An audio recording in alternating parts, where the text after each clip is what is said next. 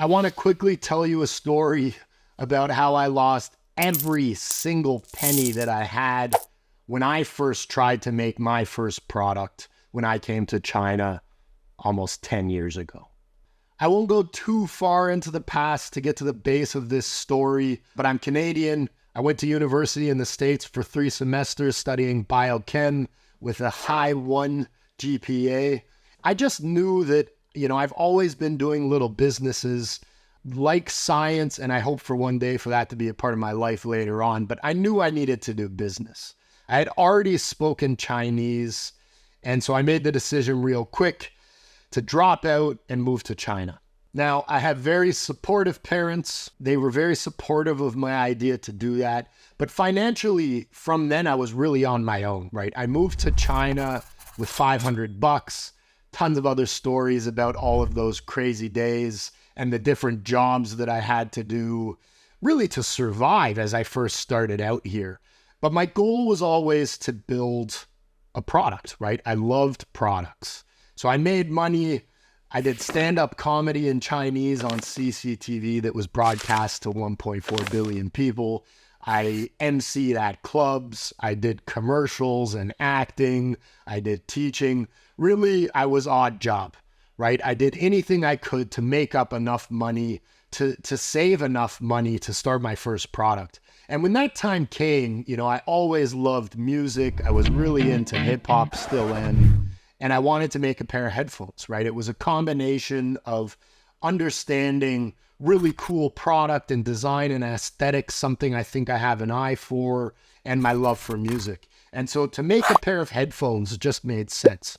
Now, before I go into the details of the story, I will admit, hindsight's 2020. I was a naive nincompoop, right? I had no idea what I was doing. I thought, I was a little cocky in the way I was going about it. I thought I was too smart and could figure everything out. And for the beginning phases, I did, and that probably built in to my downfall, right? The more things went well, the better things seemed to go, the less I really dug into the details and prepared myself for the potential shortcomings that were inevitably going to come later on. So before Tom's, I'm sure everybody has heard of Tom's. I haven't seen them in a while, but they were shoe, and they did a charity kind of combination where every shoe bought, the company gave a pair of shoes to somebody in need. So before, you see that all the time now. There's nothing unique about it, right? It's really, to be frank, it's kind of become virtue signaling. We're charitable, blah, blah, blah. At the time, it wasn't that popular. I thought it was pretty cool. I got in touch with the 5 biggest social media impact charities in the world. And I partnered with each of them and came up with different deals.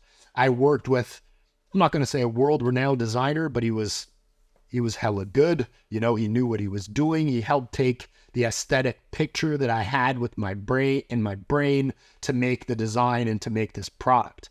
At the time, there weren't a lot of big white guys, tattoos that could speak Mandarin in China. There still aren't. But at the time, there were literally none. So I'd show up to the factories, and it was just something so brand new for these factory bosses that even though I was broke and had no money, they would still kind of let me in. And, it was just as new to them as it was new to me. And so I'd go to the factory, they'd pick me up in their Audi R8 or their Maybach or their, G-Wagon or whatever it may be, right? These had huge factories and were very rich, right? And so they'd pick me up and they'd take me to their factory, show me around, and I'd say, I'm thinking of starting my headphone. I got in with people that worked at Sennheiser, people that worked for Beats at the time before they were acquired by Apple, obviously. I got into the Sony factory. I met people who worked on Apple products with Foxconn. I met everybody. And I was so confident in myself, right? Like I said, there just weren't a lot of foreigners in China, not really any yet that spoke Chinese. And I was hustling, I was working my ass off. I was jumping out of bed in the morning to work on this project. Was jumping out of bed to go to the factories, sometimes going to 2 or 3 factories a day for an entire year, right? for the better part of 2 years, actually, and absorbing all of this info. So the time came, I was ready to launch my Indiegogo campaign. At the time, being a Canadian, I couldn't even launch on Kickstarter. And I launched my campaign, and it was like, I was so nervous. But in day one, we raised 20K. Now, you raise 20K in your first day in crowdfunding. It's almost like that's what's expected minimum of a campaign that's going to break into the 6 figures. Certainly 7 figures, there's campaigns doing 6 figures in the first day easy now. But back then, right, this was like at the beginning of crowdfunding, right? This is 2015, something like that. And everything I was doing was newsworthy, right? I was talking to Kickstarter. I was talking to Indiegogo. I was interviewed for print for Bloomberg Business Week. Just everything was falling in place. And we raised that 20K, easily the most money I've ever seen in my life in the first day, right? And I'd never even made that much, I don't think, in a year, right? If I had made that much in a year, it was grinding 2 jobs at a fast food and at Winners in Canada, a retail store. So I was on top of the world. I want to tie this all in before I get to the punchline, because I think that's how a lot of people feel, right? They have this idea. They have some validation. They feel that this is a product that is needed. The market needs it, right? And people, maybe even strangers, are saying that it's a good idea, right? So there's this adrenaline rush and this buzz of happiness that, if you've never launched a business before, you don't know. But when you get that feeling, you just feel like a king on top of the world.